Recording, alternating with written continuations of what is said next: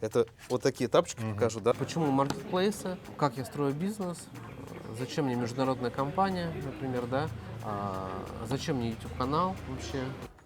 Да, я думаю, Извините, я перебил, у тебя тут столько мошки, короче, летает. да, Вот то, что я заметил за последние 1,5 месяца, которые я здесь живу, то, что люди, которые сюда приезжают, это люди... Был в Индии, это вообще ужас, конечно. Я точно скажу одну вещь, что приехать сюда, пожить... Что ты можешь сказать людям, которые хотят сюда переехать? Всем привет! Сегодня у нас в гостях Андрей Круглов. Андрей занимается маркетплейсами по всему миру, у него есть свой бизнес в России, сейчас он приехал на Бали, ты здесь уже, я так понимаю, открыл компанию. Да. Что ты можешь сказать, почему ты решил начать с Бали и как ты вообще сюда попал? Идея у меня вообще выйти на международный рынок по маркетплейсам родилась примерно где-то в мае месяце. Я начал задумываться о том, какую страну взять для того, чтобы развивать данный бизнес и чтобы он был международным. Когда анализировал, какие страны лучше всего, на самом деле Индонезия – это очень близкая к России страна по ВВП. Она чуть больше по населению идет, и учитывая, что здесь маркетплейсы очень динамично развиваются, так же, как и с Россией, ну, я прям почувствовал, знаешь, этот момент, что да, нужно начать с Индонезии. Хотя у меня стоит задача на ближайший год примерно открыть еще компании в Бразилии, в Аргентине, в Дубае, в Турции. То есть это те страны, локации, которые я для себя отметил, где хочу открыть именно компании для выхода работы на маркетплейс. У меня задача какая? То есть первостепенная задача – это выводить свои продукты, которые мы продаем, свой бренд, по локации на весь мир. Вот, но я когда приехал на Бали, понял, что здесь те продукты, которые я продаю, они не пойдут. Пришлось быстро переориентироваться. Что за продукты, если не секрет? У меня электротовары для здоровья и красоты. Вот, но я понял, что балийцы, индонезийцы, они такие ребята, что им не очень там за красоту, здоровье, как бы, да, там они переживают. Поэтому, ну, у меня в основном это ирригаторы, какие-то скраберы, дарсонвали, вот такое вот более косметические направления идет. Вот, поэтому пришлось переориентироваться здесь. И я проводил такой конкурентный анализ, летал в столицу Индонезии, в Джакарту, ходил по всем их местным рынкам, пытался понять, что они потребляют больше всего. И для себя точно отметил, что они любят брендовые вещи, реплики, очень дешевые. Самый продаваемый товар, короче, Вау, вот это инсайт, конечно. Да. Самый продаваемый товар, который я заметил у них, это тапочки. Это вот такие тапочки покажу, да, то есть потому что 95% людей ходят в тапочках здесь. Это правда. Все. Поэтому если эти тапочки еще написано Nike, Adidas, Louis Vuitton, еще что-то, все это прям топ продаж, и можно прям спокойно заходить на этот рынок. Ну все, можно ролик заканчивать уже, все, сейчас будет куча тапочек Louis Vuitton в округе. Вот, но есть минус, это не все так просто. Все, продолжаем. Минус в том, что если, например, покупать те же тапочки, либо сумки у них хорошо продаются, вот эти всякие там, женские, мужские и так далее, тоже реплики они очень любят. Если их привозить с Китая сюда, в Индонезию, они продают здесь очень дешево, то есть у них маржинальность маленькая. Если получится получить там 5-10% маржинальности, это очень хорошо. Но это не тот бизнес, к которому мы привыкли в России, в Европе, там, даже в Америке. Мы привыкли к более высокой маржинальности для того, чтобы бизнес был более устойчивый. Поэтому я, когда анализировал все эти их рынки в Джакарте, понял, что если совсем не найду товар, то точно буду продавать тапочки. Хотя бы потому, что это точно продаваемый товар, и можно быстро выйти, и это выстрелит, и будет продаваться. То есть будет какая-то оборотка, но мало зарабатывать. Я на этом не остановился, потому что все-таки душа требует нормальный, хороший, качественный продукт, который можно, ну, не стыдно выходить на рынок. Я понимаю, что здесь есть богатая аудитория, которая потребляет нормальные, хорошие, качественные продукты. И начал искать что-то для себя более интересное, качественное. В итоге нашел производителей здесь местных, на Бали. Они производят постельное белье. Причем это русские ребята наши, 6 лет назад переехали на Бали. Вот, обосновались здесь. У меня на канале отдельно есть интервью с ними, потом можно будет посмотреть. Это по твоей рекомендации, возможно, один из следующих роликов выйдет с ними, это будет, я думаю, очень здорово. Ну да, очень классные ребята, на самом деле. Посмотрите. В итоге они производят постельное белье, качество лучшее, которое вот у них здесь есть. У них в основном ширпотреб какой-то есть.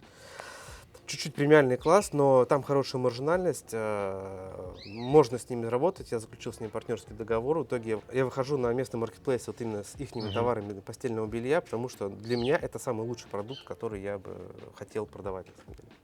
Окей. Слушай, немножко хочу спросить про местные особенности. Вот ты сказал, здесь маленькая маржинальность. А можешь примерно в цифрах сказать, какая она в России, вот в Европе и в Америке, и какая здесь? В чем разница вообще, чтобы было понятно? Но вот я заметил тот факт, что, например, в России мы покупаем, давай возьмем для примера электрическая зубная щетка, да? Мы купили ее за 1000 рублей в Китае, делаем наценку 100, 150, бывает даже 200%, в зависимости от конкуренции, наценку на товар. И с этой наценки мы можем иметь там, от 35 до 50% маржинальности валовой для компании.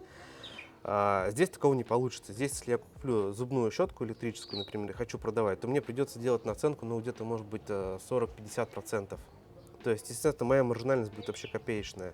Я не знаю почему, но мне так кажется, что они не очень хорошо разбираются в маркетинге, они не понимают, как продавать дорого, они гонятся вот за демпингом цены друг друга. И я понимаю, что можно продавать с хорошей маржинальностью, но это будут товары, которые с хорошим высоким чеком. Понял, спасибо. Насчет маркетинга, да, я тоже это заметил. Заметил это в гестхаусах. Приезжаю, помогаю клиенту найти гестхаус. Стоят два совершенно одинаковых геста. Один полный, цена 9 миллионов в месяц, второй пустой абсолютно, цена 6 миллионов в месяц. Все то же самое, ремонт один в один, кухонка, бассейн. И один просто умеет себя продавать, а второй вообще не знает, что делать, где искать клиентов. Поэтому, да, наверное, здесь с тобой соглашусь. Я считаю, что это мое конкурентное преимущество, то, что мы в России научились делать маркетинг, научились делать качественно, красиво, вкусно и преподносить это. Поэтому я думаю, что мне не будет сложности зайти на этот рынок и делать хороший результат, потому что ну, мы направлены, смотрим на товар маленько по-другому, вот, под углом маркетинга, под углом какого-то качественного продукта. Поэтому я думаю, все хорошо будет, надо посмотреть. Единственное, что меня пока смущает, это их менталитет, как они относятся к дорогим товарам. Но момент, я точно понял, что здесь очень много богатых людей. Особенно если это брать остров Ява, это столица Джакарты и так далее. Поэтому я думаю, что и своих клиентов я тоже здесь найду. Да, я думаю... Стой, извини, тебя перебил, у тебя тут столько мошки, короче, летает. Да, я тоже заметил. И их прям на камере будет видно, мне кажется. Их надо убрать, и все, и продолжить. Как мы их уберем, так? Ну так, да, просто убери, все. Да, все. Окей, окей. Насчет богатых согласен. Я какое-то время жил в Буките, и я вдруг осознал то, что вот есть Денпасар, есть эти деревни, где население не особо богатое, но на Буките есть прям коттеджные поселки закрытые, где нету европейцев, где живут только местные. И я прям вижу по ним, что это уже такой какой-то средний зажиточный класс. Я искал виллы, смотрел, и заехал в такие районы, где стоят, ну, прям очень красивые, хорошо сделанные архитектурно и по планировке виллы. Они заброшенные, но я понимаю то, что владельцы никогда их, скорее всего, не сдавали, это делали местные для себя. И я одну такую виллу видел, там сидели исключительно местные. Поэтому да, здесь есть этот рынок, есть рынок очень богатых местных индонезийцев. Ну, возможно, еще на других островах, конечно, это тоже все есть. ВВП на душу населения, несмотря на то, что здесь, если я не ошибаюсь, по последним подсчетам около 400 миллионов человек, общее население в России, это примерно где-то 230-270 миллионов, да, у нас идет. А ВВП на душу населения такое же, как в России идет. Поэтому вот Бали, если сказать о том, что я здесь жил 1,5 месяца и посмотрел, как вообще тут находится, мне вообще не зашло, потому что какая-то маленькая деревня, не очень тут богатые люди, какая-то движуха такая. Как они вот живут за счет туристов и все, да. А я хочу находиться там, где реально люди живут за счет бизнеса, а не за счет туристов. Ну, это получается больше Джакарта и другие города. Ну да, ну Азия вообще не мой менталитет, на самом деле. Все вот это гыр-гыры, вот это мопеды, жужжание, вот, мне это тяжело дается. Это, наверное, надо любить, либо к этому привыкнуть надо, поэтому я здесь чисто, чтобы открыть компанию, Понял. запустить бизнес. И несмотря на то, что я получил визу на 2 года по бизнесу, я вообще не собираюсь здесь жить, я вот буквально на днях уже улетаю и навряд ли в ближайшие пару лет сюда вернусь. Все будет делать моя команда. Что ты вообще посоветуешь для тех, кто приезжает на Бали строить бизнес, насколько здесь это доступно, насколько здесь стоит этим заниматься, может, какие-то советы? Ты знаешь, я заметил такой момент. в плане людей, что те люди, которые хотят что-то поменять, например, переехать на Бали, многие находят для себя какое-то занятие, потому что те люди, которые приехали, зачастую больше процент людей трансформировали себя в плане своей профессии. Больше всего я заметил, что здесь занимаются люди это криптовалютой, это образованием, онлайн-образованием. Вот. Но помимо этого, сколько вот я ездил, получается, общался, видел, что находят какие-то лазейки с точки зрения там, взять в аренду помещение какое-то, там, сделать какие-то услуги предоставить. Вот то, что я заметил за последние 1,5 месяца, которые я здесь живу, то, что люди, которые сюда приезжают, это люди, захотевшие трансформировать себя, поменять свою профессию, например. Очень много здесь профессий, на самом деле, удаленных, кто занимается маркетингом, кто занимается образованием, кто занимается криптовалютой, например, и так далее. Вот. Но даже не в этом вопрос. То есть я заметил, что даже наши русскоговорящие ребята, которые приезжают, они помогают создавать какие-то условия для жизни для таких же людей, как и мы. Ну вот, например, встречался с парнем, он открывает театр на Бали. Петр. Петр, да. Вот, у меня с ним тоже есть интервью уже на канале. Да, У нас с ним не получилось заснять несколько недель назад. Да? Может быть, получу повторное приглашение, может нет. Очень прикольный парень, на самом деле, по поводу театра. Да? То есть я заметил, что наши русские здесь что делают? Они открывают садики, открывают школы, они привозят из России сюда педагогов, математика, русский и так далее, да, дают им возможность переехать и дают им работу, зарабатывать здесь. То есть здесь вот именно создается такая инфраструктура для русскоязычных, русскоговорящих, и в этом я вижу какой-то плюс, динамику, кайф вижу, потому что человек захотел, сделал какой-то первый шаг, не побоялся. Здесь уже создается определенная инфраструктура для русских. Если ты просто хочешь, нужно просто делать это и все. Вот. Что бы я посоветовал для открытия бизнеса? Изучать удаленные профессии. Не бояться поменять ту профессию, которую ты есть. Если ты есть бухгалтер, будь удаленным бухгалтером. Если ты, например, менеджер какой-то, будь удаленным менеджером. Ну, то есть, в любом случае, ищи работу, которая позволит тебе удаленно работать. Ты можешь находиться здесь найти что-то для себя, ты можешь находиться здесь и по всему миру найти работу. И это не обязательно русскоговорящий рынок, это может быть англоговорящий рынок. Поэтому вот, все, мне кажется, в голове. Слушай, а вот хочу по твоей тематике спросить. Ты говорил про то, что вещи из Китая. А что у них с местным производством? Какие у них еще есть поставщики страны? Из каких стран они возят свою продукцию? И насколько тяжело продукцию вывести отсюда, наоборот, за рубеж? Если говорить про торговлю, то они очень сильно сидят на Китае. У них мало что своего производится. В основном все Китай. И я больше заметил, что это ребята такие, как их называют, купи-продай. Больше покупают, продают, не производят чего-то самостоятельно. Или они не умеют производить, или нет у них этой культуры, например, да, там, производства чего-то своего. Но именно вот с точки зрения производства очень мало. Я считаю, что мне даже сильно повезло, то, что я нашел здесь производителей текстиля, постельного белья, с которым могу выходить на местные маркетплейсы и продавать их. Но, в принципе, здесь Китай очень близко. Можно как авиа, так и по морю довести сюда. Поэтому просто нужно изучить, как выстраивается логистика. Мы этот вопрос уже изучили. Мы сейчас можем привезти сюда любой товар практически из Китая. Вот. Ну, по этому моменту отдельный разговор. То есть мы еще логистическую компанию сейчас открываем. Хотим в Китае открыть компанию свою. И вот логистика, которая будет работать с Россией, с Индонезией. В Бразилии я открываю компанию, в Дубае буду открывать. И вот наша логистическая компания будет работать по всем странам. Классно. Поэтому мы прорабатываем этот момент. Я как собственник компании не знаю всех нюансов, потому что в большей степени занимается команда этим. И тут, наверное, я не всем буду компетентный, если я там буду рассказывать, какой товар, как правильно завести. Все понял. А вывести? Вывести? Да, что здесь вообще с вывозом товара? А Есть что ли отсюда здесь вывозить? какой-то интересный... Все, давай продолжай эту тему. Что отсюда вывозить? На самом деле есть страны-производители, это Китай, это Индия сейчас берет большой пул на себя.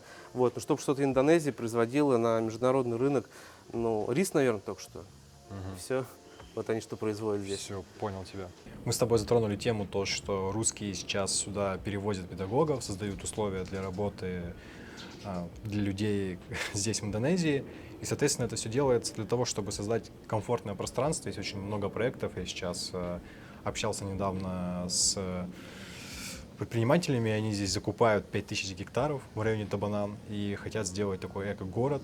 И, соответственно, у меня, наверное, вопрос, это же больше про какую-то семейную жизнь. Что ты насчет этого думаешь? Что ты можешь рассказать? Если, например, сравнивать жизнь семейную, то, ну, допустим, я сам в Сибири, с Кемеровской области. Вот, и у нас холодно, ну, 9 месяцев примерно точно холодно. И когда холодно, ты не гуляешь с детьми на улице, ты лишний раз не выходишь, а больше дома сидишь. И вот комфортно то, что ты можешь просто больше находиться на воздухе. А это очень важно для здоровья, для детей важно. Это большой плюс. Жить в тех условиях, которые есть старые балийские вот эти вот здания здесь, ну, наверное, не очень комфортно. Я не знаю, почему они все обкладывают кафелем. Страшно упасть, не дай бог, там разобьешься, еще что-то. Вот. А вот то, что сейчас делают более современные условия для жизни, современные виллы, современные территории, уже более семейные, вот это хорошо, потому что в любом случае сюда семьями переезжали, будут переезжать. Я бы сам с семьей приехал, пожил бы здесь какое-то время, но не говорю, что я бы смог постоянно здесь жить. Хотя школы есть здесь, садики русские есть здесь уже. У меня даже есть знакомые, кто с двумя детьми здесь живет. Вот. Но у меня, как у человека семейного, 3 детей, и вот мы сейчас ждем 4-го уже ребенка. Классно.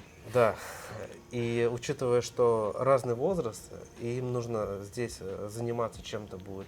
Пока я вот лично не увижу, да, чем бы я мог занять своих детей здесь на постоянный момент с точки зрения, может быть, развлекательных каких-то моментов. Но это возможно, потому что я еще мало прожил здесь. И, может, ты меня поправишь, скажешь, что здесь есть это, например, да, я бы поменял свое понимание, например. Вот. Но приехать в какой-то там 3 месяца пожить, полгода, год пожить, я думаю, что норм, в принципе, вообще без проблем. У меня есть кейс. У меня один из партнеров здесь жил, был сын лет с 5. И здесь есть частные школы на английском языке, преподаватель. Очень индивидуальное отношение к каждому ребенку, то есть они следят за его психическим состоянием, за вообще как ему комфортно, некомфортно. У них очень много различных уроков, такое индивидуальное обучение по программе, там математика и какие-то другие языки. Поэтому здесь на самом деле эта культура сейчас развивается. Недавно у меня мой знакомый местный сказал: Никита, у него Варум, какие-то там свои маленькие бизнесы, он говорит: Никита, вот у меня с партнерами открылась частная школа, и он показывает программу, у них там 3D-моделирование, робототехника, VR, то есть они прям видят то, что приезжает все больше экспатов с детьми, которым нужен вообще другой сервис, поэтому я думаю, это все постепенно будет развиваться. Вот если это есть хорошо, вот если есть такие кружки, то это хорошо, потому что у меня есть опыт жизни за рубежом с детьми. Я жил на Кипре примерно 3 года. Сейчас мы летим в Бразилию, там где-то будем года 1,5, примерно 2 жить. У нас там роды будут проходить от нашего 4-го ребенка. А можно вопрос, почему в Бразилии, а не здесь, например? Ну, так получилось, что я, когда планировал открывать международные компании, у меня были несколько стран, которые поочередно. Первая была Индонезия, вторая Бразилия, потом Аргентина, Дубай, Турция. И ну, так получается, что мы вот узнали несколько месяцев назад, что мы беременны, вот, что ждем ребенка. И после Индонезии планировали Бразилию. Но я же не могу оставить жену там беременную в России, Ну, да, конечно. а сам поеду там в Бразилию открывать компанию. Поэтому мы решили, что мы поедем туда, учитывая, что мы уже рожали за границей, и для нас это намного комфортнее, чем в России. Да. У вас очень классная семья, дети в разных странах рожденные. Да, у нас один ребенок в Сибири рожден, один на Кипре, один в Москве, и вот 4-й мы планируем в Бразилии. Вот, поэтому с точки зрения, если что-то создается для того, чтобы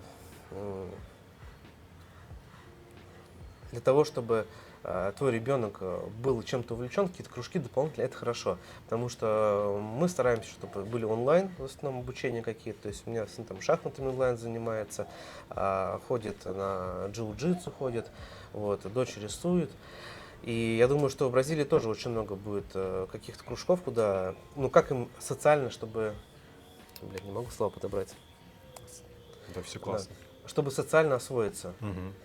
Вот, поэтому, если мы говорим про Бали, и тут строится инфраструктура для русских, строится инфраструктура для семьи, то семье точно надо приезжать. Во-первых, море, во-вторых, фрукты, в-третьих, ну, нормальные качественные продукты здесь я вижу, хороший воздух, спокойно можно зимовать здесь, приезжать. Ну, норм. Я думаю, что... Я бы еще добавил тотальная безопасность.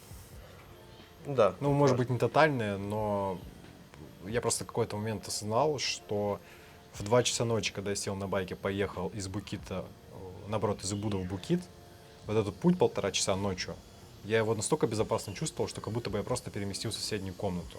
То есть никаких абсолютно проблем. Все очень приветливо, и окружающий мир, и люди. И вот ты даже рассказывал, что они подбежали сразу вокруг тебя. И у меня были случаи, когда друг упал, тут же вокруг него образовалось откуда-то 15 индонезов, которые стали ему помогать что-то делать. И здесь больше вот об этом, поэтому, мне кажется, безопасность для семьи — это очень важно. Вот. Слушай, по поводу безопасности я не могу только единственного понять. Они, мамы, женщины, садятся на байк, ставят маленького ребенка перед собой, еще одного садят сзади, едут, маневрируют, вот это все, понимаешь? Я даже видел такое, что она грудничка вот так вот держит одной рукой на байке едет. Но это же в любой момент может подскользнуться, упасть, ребенок может удариться. Слушай, такой вопрос. Как много аварий ты видел на дорогах? Одну видел. Какую? Одну Расскажи. видел. Ехал в Денпасар по дороге, и женщину кто-то задел за байк колесом, она просто упала, короче, и сумка улетела. Ну, конечно, все остановились сразу же, там ей подняли, оттащили, обтряхнули ее, но один раз упал. Но чтобы падали много, не видел. Я просто вот езжу полгода, я очень агрессивный водитель, недавно сжег сцепление на своем байке.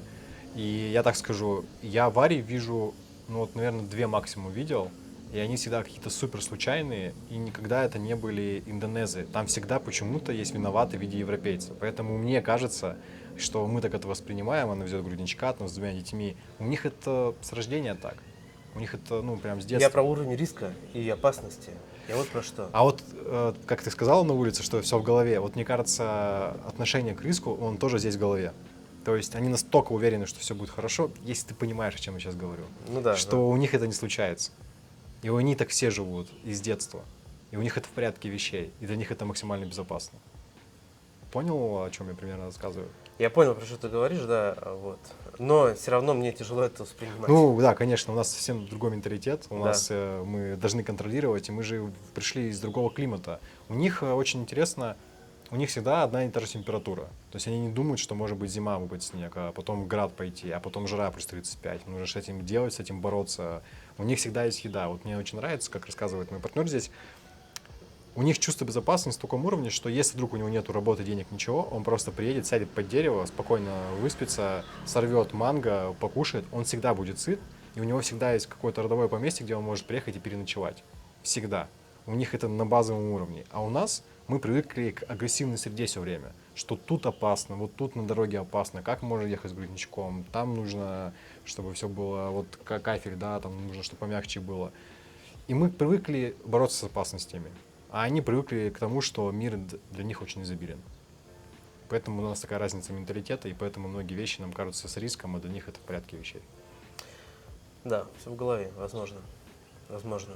Я точно скажу одну вещь, что приехать сюда, пожить, прочувствовать эту разницу в климате, в отношении к жизни, отношении вообще, в принципе, к окружению нужно 100%. Вот 100%.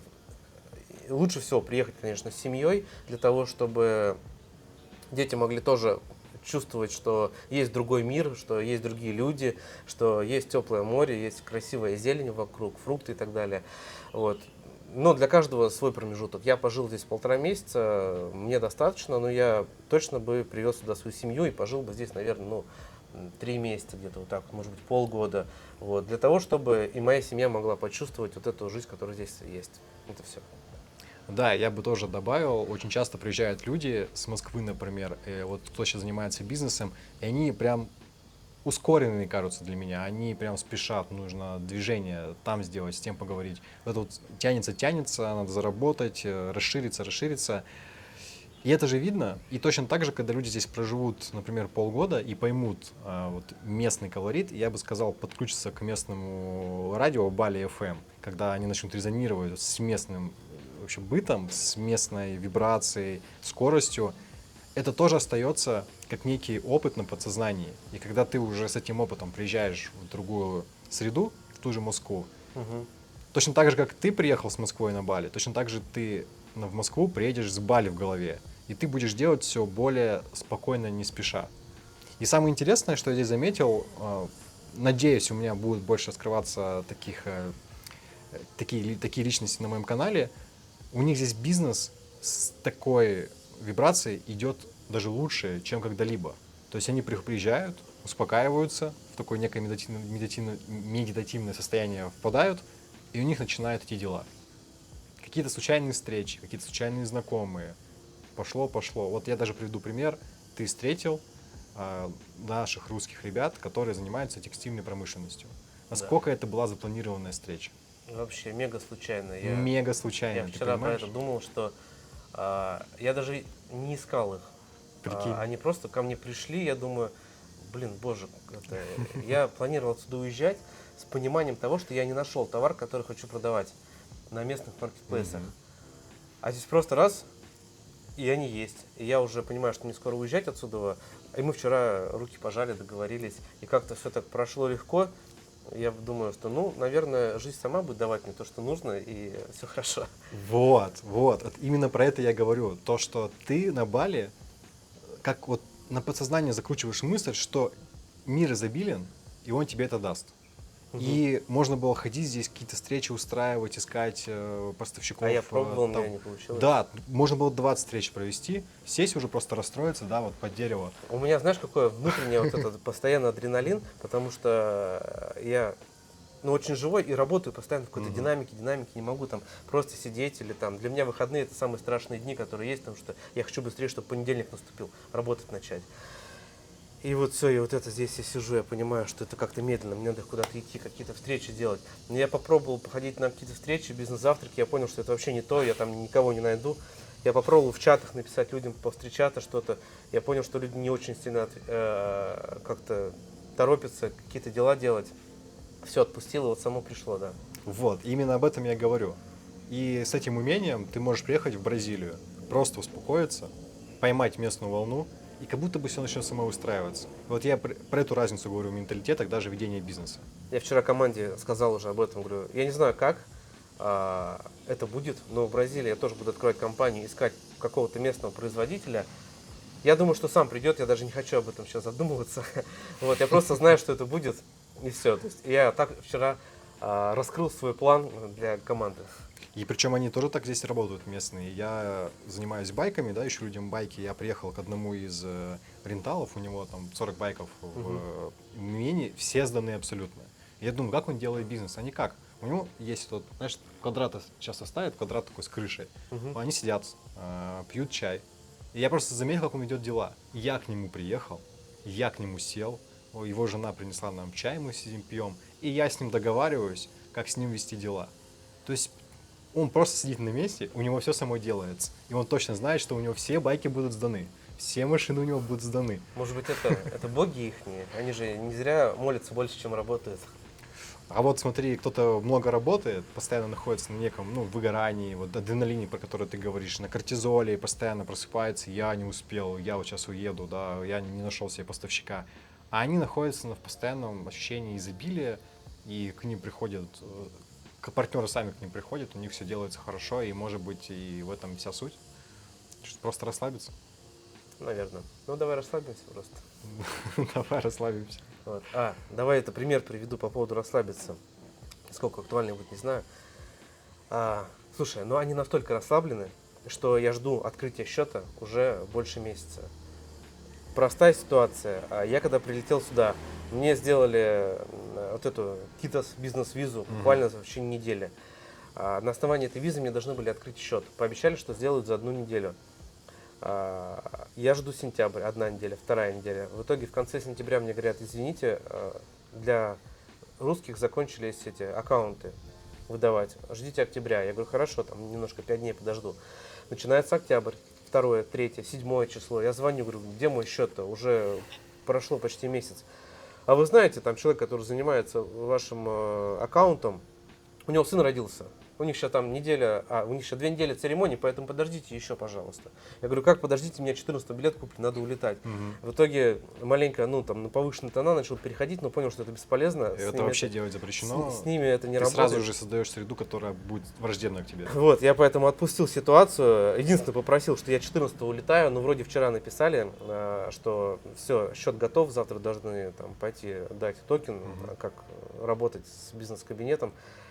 В итоге, вот, пожалуйста, их расслабленность, они меня месяц просто мурыжили, я ждал. Ну, тут я, наверное, не буду их защищать. Я скажу, что да, нужно быть расслабленным в том плане, что бы ни происходило, просто принимать. По факту, может быть, ты действительно успеешь завтра забрать свои токены и улететь. У тебя будет все классно, все, что ты запланировал. Но, конечно, сервис, я считаю, нужно создавать. И я работаю, вот у меня есть ролик с компанией Seven Stones, у них, конечно, такого нету. То есть у них все четко по срокам, все четко по оплатам, и сервис, все, что касается бизнеса, нужно, конечно, ценить и не говорить о том, что нужно расслабиться. Нет, речь больше не об этом идет. Я говорил о том, что когда ты искал поставщика, будто бы нужно искать вот на таком вот чувстве, что он сам придет.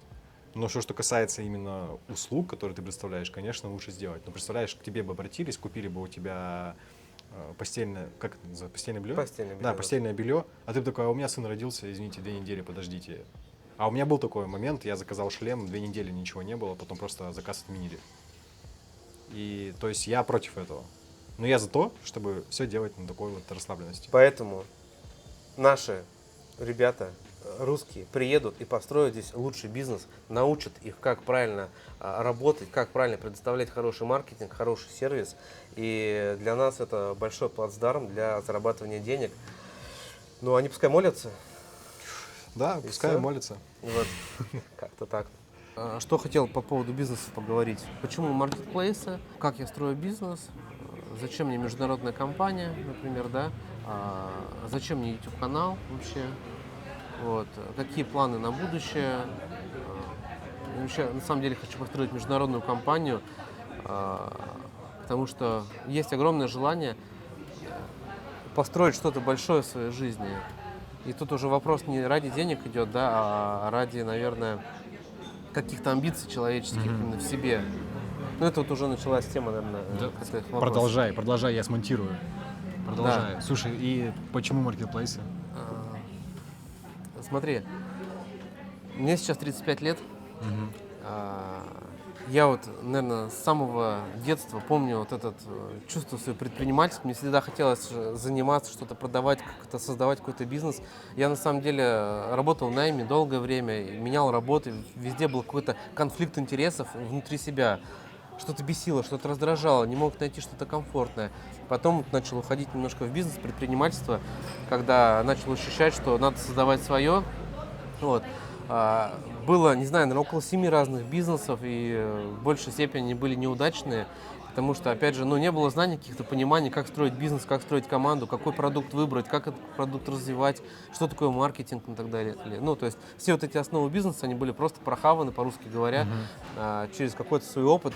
Но рост начал тогда, когда я действительно начал обучаться предпринимательству, начал читать бизнес-книги, начал покупать какие-то для себя тренинги там, с точки зрения, что такое MVP, как там вот анализировать конкурентов, например, как правильно выстраивать маркетинг, как позиционировать продукт. Когда начало это приходить, начал получаться бизнес. И почему маркетплейс, ты спросил, я просто последние несколько неудачных, опять же, своих там начинаний в бизнесе, когда остановился, сел, дай подумаю, вот просто в какую нишу я хочу зайти, где есть огромный рынок, где я могу действительно со своими амбициями победить конкурентов и завоевать какую-то там долю рынка, например. После какого-то определенного анализа я понял, что, что важно. Важно, чтобы был тренд, важно, чтобы был объем рынка большой, и важно, чтобы я где-то мог разгуляться. Но это был тренд маркетплейсов в России. Я начал это в прошлом году. Уже он прям хорошо развивался. И я думаю, что вижу, что он будет развиваться в ближайшие 5-7 лет. Я просто сел, договорился с собой: Андрей, я захожу в рынок торговли, рынок маркетплейсов. Я вижу динамику, рост развития. И договариваюсь, что я буду именно в этой нише 5-7 лет долбить, пока не добьюсь успеха. Ни на что не отвлекаться, ни какие-то другие темы и так далее. Вот только маркетплейс — товарный бизнес. Все, так вот началось начало бизнеса. начал заходить в маркетплейс, и первые полгода работал самостоятельно. У меня не было ни помощников, никого. Я был и грузчиком, и менеджером, и аналитиком, все подряд делал. Первые полгода пошли, когда первые деньги, я нащупал продукт, первая выручка пошел первый ассистент, второй ассистент. И вот с первыми двумя ассистентами я за 8-9 месяцев в бизнесе дошел до выручки 9 миллионов в месяц. Тогда уже понял, что просто быть ИПшником и просто иметь какой-то товарный бизнес мне мало. Хотел что-то большего строить. Пошли мысли, как я могу это создать. Понял, что нужна управляющая компания. Понял, что нужен директор в компании, руководитель отдела продаж, став очень такой сплоченный для того, чтобы я мог уже отвлекаться на другие, не то, что отвлекаться на другие бизнесы, а куда-то выходить за рамки просто российского маркетплейса, например. Вот, тогда начал засматриваться на международный рынок, потому что вижу, что есть риски просто в России находиться с точки зрения бизнеса, хотя на самом деле там больше сейчас, наверное, возможностей, чем рисков в России.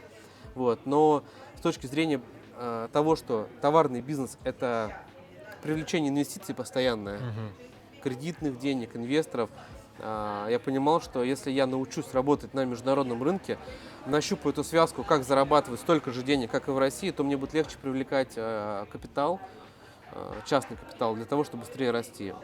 Товарный бизнес – это за капитал, привлечение капитала. Вот. Поэтому для себя определил, что это будет рынок Индонезии, азиатский рынок. Если я научусь работать на индонезийском рынке здесь, то я точно смогу понимать, как выйти на Вьетнам, на Таиланд. И мне интересен латинский рынок. Латинский рынок – это у нас Бразилия, Аргентина в первую очередь. Мексику не рассматриваю, потому что Мексика чем-то мне похожа с Индией. Индию тоже не рассматриваю в плане работы. И вот такие рынки для себя определил, делаю эти шаги. Хочу построить большую международную компанию. У меня есть цели построить единорога. Знаешь, да, что такое единорог? Да, я понимаю. Вот. И я сейчас пока продолжу, хочу такой вопрос задать, больше политический. Сейчас разные события происходят в мире, но у тебя я вижу четкую цель, и ты четко прям шаги, которые ты хочешь сделать. Тебя как-то вообще касается то, что происходит в мире? Или ты видишь только в этом только возможности? Ну, то есть сейчас открывается рынок Азии, открывается рынок Латинской Америки, и ты такой, все, надо идти. Да, рынок Азии, рынок Латинской Америки, он был всегда. Вот. Просто он начал открываться для меня, когда я начал задавать себе вопросы, а как я могу построить большую компанию? А самый правильный вопрос, который я задал себе, я хочу построить компанию «Единорог». Как я это могу сделать? Я начал изучать, копать, смотреть, я понял, что на российском рынке я это не построю. Ну, это будет очень долго, тяжело, и не факт, что это я сделаю. Я не хочу 20 лет строить компанию, я хочу 3-5 лет и достичь определенного результата. Для того, чтобы была скорость, нужен просто рынок. Все, поэтому я понял, что мне мешает создавать одновременно рынок маркетплейсов в России, в Азии, в Латинской Америке. Мне ничего не мешает. Все, понял, спасибо. Мне нужно просто понять, какой продукт я буду продавать, и это первый момент. Второе, мне нужна сильная команда, и третье, мне нужны инвестиции. Все. Ну, наверное, это, знаешь, это скелет любого бизнеса. Идея, команда, инвестиции. Все, больше ничего не нужно. Я знаю, у тебя есть YouTube-канал. Для чего ты тогда его завел? Слушай, медиа мне очень тяжело на самом деле дается. И я просто понял, что социальный актив – это точка роста, которая поможет развивать мой бизнес быстрее. И все. Я задаю себе вопрос, как я могу быстрее прийти, точнее, построить компанию «Единорог». Как? Первое – выйти на международный рынок, окей. Построить построить сильную команду, окей. Но без медиа я понимаю, что это будет намного-намного дольше. Поэтому все, что приходится делать, это брать телефон, включать камеру, начать говорить и все рассказывать. То, что я делаю, как бы это тяжело не было, но вот степ-бай-степ, шаг за шагом, я думаю, что это даст результат, потому что, ну вот смотри, для примера, я вижу точки роста в развитии компании. Это строить логистическую компанию. Помимо того, что мы берем, создаем продукты, либо находим партнеров для того, чтобы продавать на маркетплейсах, мы в любом случае будем завязаны на Китае. Это прям point, откуда идет вся логистика. И у меня стоит задача в течение года открыть компанию в Индонезии и выстраивать логистическую компанию, во-первых, для себя, во-вторых, она будет предоставлять отдельные услуги для тех людей, кто захочет тоже там, благодаря нашей компании привозить товары в Россию, например, Классно. с Китая. Кто-то захочет открывать также по моему аналогу, там, степ-бай-степ, в Индонезии выйти на местный рынок. И я понимаю, что моя компания поможет многим, например, либо Бразилия, Турция. Нет вообще никаких границ на самом деле. Вот. Это просто одна из точек роста, логистическая компания. Второй момент, который хотел обозначить, да, мы сейчас, я не хотел бы называть себя первопроходцем, но просто я знаю пока только одного человека, русскоговорящего парня. Они с семьей приехали сюда на Бали, там на моем канале есть небольшое интервью о том, что они вышли на Токопедию, на местный индонезийский рынок маркетплейсов и начинают работать. И я понимаю, что тема вообще не освещена. Вообще не освещена. И тот, кто почувствует какой-то потолок, например, в России захочет, то будет какой-то контент, который я сейчас создаю для того, чтобы он хотя бы посмотрел и ускорил процесс открытия компании, например, в Индонезии и выход на местные маркетплейсы, чтобы не совершил какие-то ошибки, которые, возможно, я совершу. Вот для этого YouTube-канал тоже нужен, для того, чтобы Слушай, делиться опытом. Ну классно, классно. А почему выбрал именно YouTube-площадку? А назови что-то другое. Я с тобой полностью согласен. Я сам себе кейс, потому что я приехал, ну, какой инста можно начинать, какой ТикТок, но при этом YouTube дал мне такие огромные возможности. Даже вот сейчас у меня ровно полгода, кстати, 13 числа апреля я приехал на Бали. Ровно спустя полгода мой канал меня привел к тому, что сейчас я имею возможность просто общаться с классными предпринимателями, уходить вообще в другую тему, в другой сервис, слышать такие классные инсайты для себя, и это просто YouTube. И при этом люди начинают здесь у меня уже встречать, и я понимаю, что вот она медийность. Вот она медийность, которая позволяет тебе найти свою целевую аудиторию. Вот один момент очень заметил хорошо. То есть посыл компании какой у меня? То есть я хочу рассказывать о том, как я строю международную компанию. Компания так называется «Формула единорога» у меня, потому что у меня прям цель построить единорога. И я не знаю, получится, не получится, сколько это займет времени, но это вот этот путь, который я просто делаю. Второй момент – это на канале я хочу встречаться с ребятами, которые тоже строят международные компании, общаться с ними, брать у них интервью, параллельно учиться самостоятельно и показывать, что вот они есть тоже ребята, которые выходят на международный рынок, развивают компании свои. И вот когда я начал это делать, начал искать этих людей, блин, это прикольные ребята, с ними прикольно сесть, пообщаться. Я кайфую каждый раз. Да, и я сейчас вот лечу в Дубай 14 числа. Я уже думаю, так, я буду в Дубае 5 дней, нужно найти ребят, кто там строит международные компании, давай гуглить, искать. Нашел парня, оказывается, мы с ним уже где-то пересекались. Он строит маркетинговое агентство международное. Блин, очень классно. А мне как раз нужен маркетинг в мою сетку, потому что у меня это слабое, ну не то, что слабое, я хочу усилить это направление с точки зрения маркетинга. Какая-то коллаборация получится. Плюс дополнительный опыт я от него получу. Вот, поэтому рассказываю про международные компании и как я это строю. Я беру интервью, как люди это делают. Ну и, конечно же, обзавожусь дополнительными знакомыми. Все-таки с комьюнити, и люди — это, наверное, единственный актив, который есть у нас для того, чтобы строить что-то вообще, в принципе. Слушай, здорово. Я с своей стороны, наверное, сейчас буду создавать сервис для таких людей, для того, чтобы они комфортно приезжали, потому что сейчас я могу закрыть вопросы того, чтобы человек просто приехал и понимал, что здесь происходит, до транспорта, найти ему транспорт в аренду хороший, по нормальной цене и так далее, хотя цена здесь, конечно, второстепенный вопрос, это жилье. Ну и, конечно же, это, наверное, открытие компании, бизнеса. У меня есть хорошее партнерство, которое занимается здесь этим очень долго, компании там уже более 13 лет. Ну вот мы разговаривали про еду. Мой любимый рис и курица. Достаточно красиво выглядит и очень вкусно. Да, это очень кайфово. И салатик. Давай пока так оставим, и Давай. я продолжу. Поэтому, если у кого-то будет желание здесь открыть какой-либо бизнес, пожалуйста, обращайтесь. Я постараюсь закрыть все ваши вопросы для того, чтобы ваше пребывание на Бали, временное или постоянное, было максимально комфортно. Ну, я на самом деле тоже пользовался услугами человека, потому что нет смысла ехать сюда, начинать открывать компанию, когда это можно сделать удаленно. И большую часть работы за меня сделали юристы. Подготовили, мне нужно было только приехать, снять пальчики, чтобы они дали мне визу, и в банк сходить, счет открыть. Это вот мои конечные задачи, которые я здесь закрывал. Понял. И все остальное можно удаленно. И найти поставщика можно удаленно, и токопедию запустить удаленно, и логистику настроить тоже можно все это удаленно. Ну, я об этом расскажу. Да. Что ты можешь сказать людям, которые хотят сюда переехать и, возможно, построить бизнес свой? Какое-то наставление, напутствие?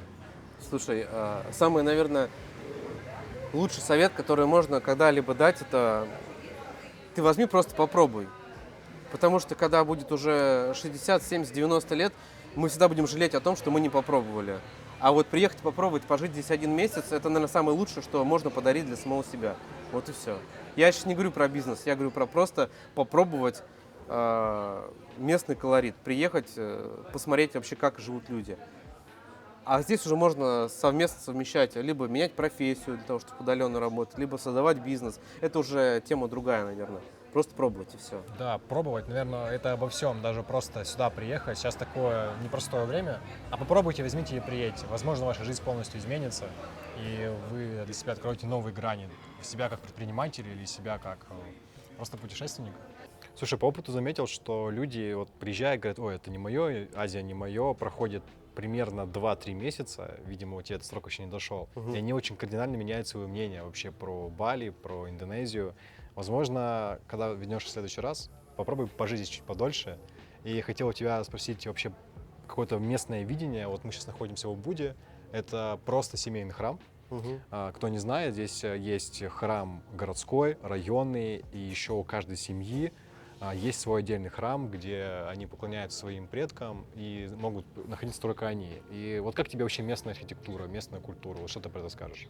Слушай, вот насчет вот этого всего я нормально отношусь. Ну, то есть у меня нет никакого негатива, либо отвращения от этого. То есть я понимаю, что у них это культура, поклонение, они там постоянно что-то молятся. Кстати, это работают меньше, чем молятся. Они больше молятся, чем Это работают. правда. Вот. Это мне не нравится, то, что мы привыкли работать, мы привыкли достигать результата. А здесь маленько другое. Ну ладно, это ихняя жизнь, я их не хочу тут критиковать.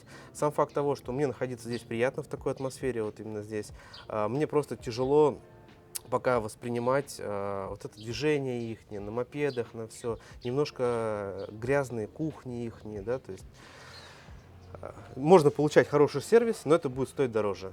Вот. Если рассчитывать на качество, на красоту, чистоту какую-то, надо просто за это платить больше, и все. В принципе, можно это получить. А что скажешь по вообще менталитету? Какими ты видишь балийцев? Слушай, они очень добрые. Это единственный такой момент, который я для себя прям подметил. Наверное, ценность, которую получил на Бали, они когда видят тебя, они не смотрят на тебя так презренно, типа, во, понаехали здесь, короче, да. Они смотрят так, типа, добро пожаловать, мой друг. Да, то есть так вот улыбчиво, всегда хотят помочь. У меня даже была такая ситуация, я приезжал в кафе, потерял ключ от байка. Так они подорвались все, даже бармен.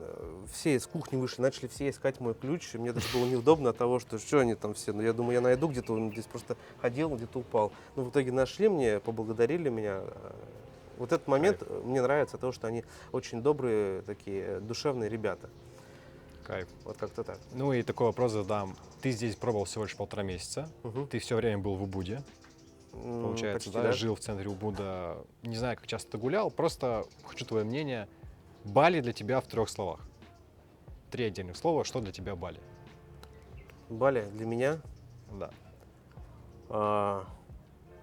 я бы точно кайфанул здесь, находясь со своей семьей, потому что я приехал 1,5 месяца с детьми. Да, сейчас я еще раз. Да, извини. Вот. Я точно понимаю, что я бы кайфанул на Бали, если бы я находился, например, здесь со своей семьей, с детьми, мы ходили бы на пляж куда-то, да, то есть какие-то хорошие места, потому что я приехал, я 1,5 месяца работал здесь, я практически никуда не выходил, так, небольшие локации, то, что я видел, мне средненько зашло. Я просто привык к семье везде уже находиться, поэтому, когда я отдельно от семьи, то мне уже себя чувствую некомфортно. Мне нужно, чтобы семья была рядом, под присмотром, и мне тогда уже... и вообще не важно, какая локация, это там Дубай, Бали, там еще что-то. Если семья рядом, то мне уже комфортно. Вот. Давай это охарактеризуем тогда. Бали в 3 словах. Бали в 3 словах. Может быть, это лучше, чем Индия. Ну почему нет? В Индии это вообще ужас, конечно. Вот, я там небольшое время был, конечно, с ума сойти можно. Смотри, я даже на пляжах толком-то не был. Я был на одном пляже, так, вроде норм, и это, я даже не знаю, как характеризовать. Слушай, а давай таки оставим. Лучше, чем Индия. Бали в 3 словах. Почему нет? Вот. Такая средняя цивилизация, комфортная погода. Кайф. Вот, наверное, так. Кайф. показать себя. Классно. Был в Индии, это вообще ужас, конечно. Я сейчас нахожусь с тобой в очень интересной улочке.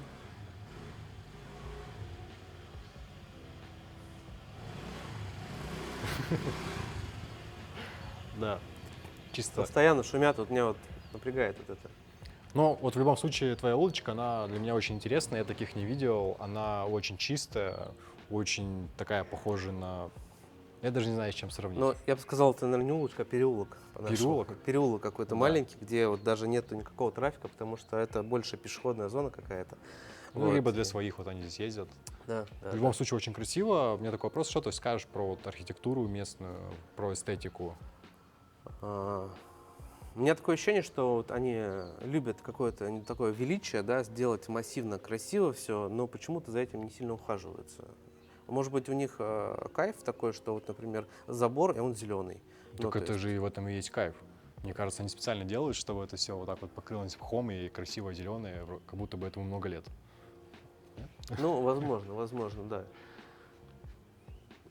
Не знаю даже про архитектуру, что сказать такого интересного, потому что для меня больше современная, чистая какая-то культура или современная чистая архитектура больше вызывает какого-то уважения, нежели просто вот построить и оставить как есть, и там улитки и мох, там уже все подряд растет. Вот, может, это специфика Бали на самом деле, вот, но надо привыкать к этому. Ну, сейчас очень я вижу большой тренд, люди ищут именно виллы в современном стиле, современными технологиями, уже никому не интересен Бали стайл, Да. поэтому ты такой не один, я думаю, очень много людей хотят именно жить в каком-то современности, но при этом быть вот близко к культуре, к природе, и Бали дает такие возможности. Классно прокатились, что скажешь про местную кухню, про местный колорит? Вот точно могу сказать про местные кафешки, я от них кайфую, потому что очень много локаций, где прямо чувствуешь себя комфортно. Они достаточно просто все делают с точки зрения там мебели, какой-то обстановки, но вот эта вот ихняя зелень, которая везде, она добавляет прям релакса. Вот, я прям наслаждаюсь от момента. Что касается еды, я на самом деле предпочитаю больше европейскую кухню, потому что привык к ней, но и у них есть ряд ихних местных индонезийских блюд, которые тоже очень вкусные. И на самом деле я уже привык. Рис, курица, рис, вот, иногда рыба еще. Но они вкусно готовят, и я ничего не могу сказать плохого про их кухню, на самом деле, что прям она отвратительная. Но я всегда прошу no spice. Я не могу Ну, там- это золотое правило no spicy, Да. они прям любят, конечно. Я не могу просто слишком... У меня с желудком есть проблемы, операция была, и я не могу есть острое, я прошу. А так, в принципе, достаточно вкусно. Слушай, я тебе накидаю пару мест. Ты рассказал просто про рис, курица. Я сам лично уже от такого питания отошел спустя какое-то время. И я тебе просто хочу накидать пару мест. Ты можешь покушать очень вкусные супы, например, тыквенные с какими-то специями, что-то такое. Может быть, тебе понравится. Ну Прям- да, вот прям мне сегодня, жидкого да. мне не хватает. Вот, я жидкого. тебе скажу классное место. Жду очень твоего отзыва, потом мне в личку Давай, напишешь. давай. Вообще, да, мне очень нравится. У них есть какое-то чувство эстетики. Я не знаю, чем они вдохновляются. Я с друзьями шучу, что они смотрят на закаты и вдохновляются закатами. Но вот даже сейчас мы сидим, максимально простое по ремонту заведения. Такой, наверное, лофт, да, какой-то стиль. Да, да. И при этом мы сидим, а перед нами просто зеленая лужайка. Просто есть какое-то чувство простора. И дальше видно, уже начинаются джунгли. Когда здесь начинается вечер, здесь начинается закатное небо. Просто представь, как красиво. Ты сидишь, кушаешь закатное небо, а потом включаются эти огни. Такие мелочи, но насколько приятно и эстетично здесь просто... Ну вот ради этих моментов здесь нужно приехать, попробовать, прочувствовать раз, чтобы потом было сравнение какое-то. В Москве таких моментов очень мало, очень мало. Надо прям поискать. Вот.